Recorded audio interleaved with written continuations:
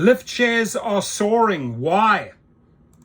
Trade rising 13% on the day. The company announcing a partnership with WAYMO, launching a robotaxi service in Nashville starting next year. Joining me now, we got David Risher. David Risher, CEO. David, it is always great to see you on this show. So you announced this partnership, David, with WAYMO, autonomous rides in Nashville.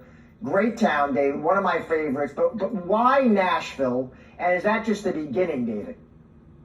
It is a great town. Hey, Josh, super fun. If you go to Nashville, you got to go to the Opry, as well as to sort of live the whole bridal party life. But anyway, so no, look, super fun city, but also a tech forward city, and a city that we've had a presence in for a long time. This deal does two things for our partnership with WAYMO. First, it provides demand, right? We got millions of people every day who open up the Lyft app, and increasingly they're looking for an autonomous solution, which is great. And then second, it provides something called fleet management, which is what keeps the cars charged and ready to go. And this is something we've been doing for a decade, including in Nashville. So a lot of good reasons for it. It's also just, as I say, a great city. And let me ask you, David, what is going to sort of differentiate? What makes your partnership different than what WAYMO has with your rival Uber? Yeah, so I think it's two things. And again, I'll go to the same framework. On the demand side, we have something called integrated marketplace. It's kind of an integrated marketplace demand function, which sounds technical, but here's what it means. It means that we're taking these two fleets, all of Lyft's human-driven fleet and all of WAYMO's robot-driven fleet, and sort of putting them together in a very dynamic way. And without wanting to get too kind of technical on it, it means that rather than sort of thinking of these as two completely segregated things where if you're on one app, you can only get to one. If you're on the other app, you can only get to the other. They're sort of dynamically integrated, 24/7. So it should mean, super fast pickup times for riders as well as high utilization, which gets to the second point, fleet management. Fleet management sounds technical. Think of like what happens when you take an airplane. Okay, you get on the airplane, it's got to be ready to fly. It's got to be cleaned, it's got to be serviced, it's got to be fueled. Same with cars, right? They got to be ready to go. And we've had this fleet management subdivision for years now called FlexDrive, and that's what they do. No other rideshare service has it. Ours is integrated deeply into Lyft. We already have about 15,000 cars on the FlexDrive program. A guy named John Parks runs it, by the way. He's a Green Beret. He's freaking amazing at what he does. And what the goal is to keep the cars always, always, always ready to drive. And we think we'll be able to do that better than anybody else. Now, you have other AV partnerships too, right? You got another one with May Mobility in Atlanta. Right. I know that's early days. Any line of sight you can offer there, David, how that partnership is trending? I mean, it's super early, as you said. We're just sort of an early pilot there right down in Atlanta. But great so far. Absolutely great so far. People really like AVs. And this is not at all to say that drivers won't have a huge, huge future in front of them as well. He tries to fit in drivers there, but all they are talking about is AVs, AVs, AVs. They know it affects the stock price positively, and then whenever they get their little chance, they'll fit the driver into the conversation.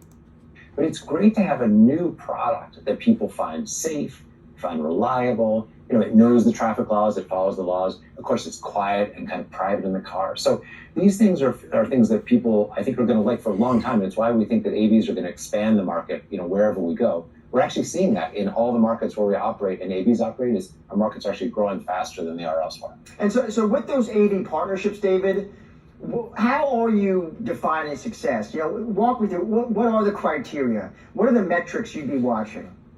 Yeah. So the first thing, frankly, I'm going to be looking for over the long term is growth, right? We want this to be a new product that we can offer to as many riders as we possibly can. When you sort of click one down, we're trying to create something that hasn't been created yet, and it's called a hybrid marketplace, right? There are going to be human drivers and there are going to be robot drivers. And I want you as a rider to feel like I've got all the choice I want, and that no matter how I get a ride, the service level is always going to be super, super, super high. That's what we always aim for at Lyft. And then from sort of a financial side, of course, it has to work economically, not just for us, but for our partners, for the Waymos of the world. They've got to feel like it's a success for them. And again, a lot of that is going to come down to, are the cars ready to drive? And then is the utilization high? In other words, are people paying, and are the cars moving around with paying riders in it? So a combination of great business metrics, but also great customer experience, I think is going to grow the market hugely. Finally, David, we're always looking for line of sight to the consumer. You have that. I'm just curious, the consumer, how healthy, how resilient does the consumer look, David, based on your business? Yeah. We see strength. We see strength. And, I know I read the same headlines we all do, and everyone's looking for maybe areas of weakness. But if I look across, I look at commute, it still is incredibly strong. In fact, it continues to grow. I think return to office, frankly, continues to be a bit of a tailwind for us in a lot of parts of the country. But even leisure travel, people going out for drinks or people taking, airline trips, whether that's for business or for pleasure.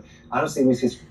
Just quick here, I don't know if you've noticed it, but he's way more comfortable, relaxed in interviews where Dara Khosrowshahi is still learning how to do interviews. Right? He's rather stiff, looks a little bit afraid, like deers in a headlight. This guy just freaking goes for it, right? He seems mega relaxed. Am I wrong, or am I seeing this right? Leave your comments below, but let's continue. Across the board. Doesn't mean things can't change, but at least from what we can tell, consumers pretty happy. David, I'll squeeze one in here. We did hear from the Fed today. There is some concern about a cooling labor market. When that happens, David, does that impact supply of Lyft drivers? Do you see more folks come to you, looking to earn extra income?